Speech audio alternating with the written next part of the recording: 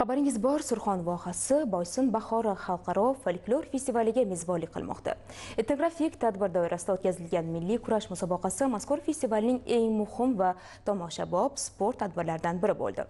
Yuqori saviyada bo'lib o'tgan bellashuvlarda ayollar bitta, erkaklar 3 ta vazn toifasida g'oliblik uchun bahs olib borishdi. Tafsilotlar yaldiga lavhamizda.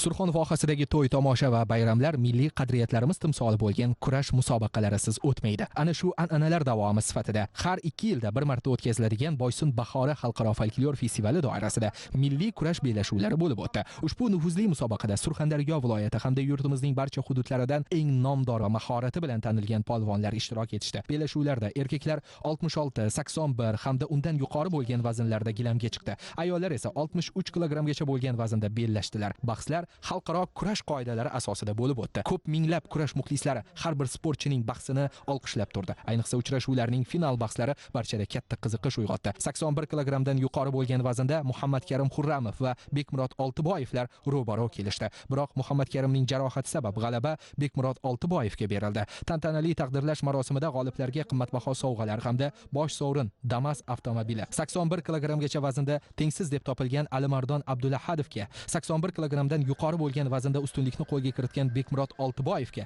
prezident sovg'asi Cobalt avtomobili taqdim etildi. Avvalambor birinchi navbatda muhtaram yurtboshimizga katta rahmat. Biz sportchilarga shuncha shart-sharoitlar yaratib, bizni shunaqa tadbirlar qilib qo'llab-quvvatlayotganligi uchun musobaqamiz yaxshi o'tdi. Raqiblarimiz ham hammasi kuchli edi. Hammasi O'zbekistonda o'zini o'rni bor hammasi yigitlar, chempion bo'ldik. Umuman olganda bu kabi musobaqalar milliy sportni rivojlantirib, yosh avlodni sportga jalb qilishda, xalqimizning urf-odat va qadriyatlarini mustahkamlashda muhim rol o'ynaydi.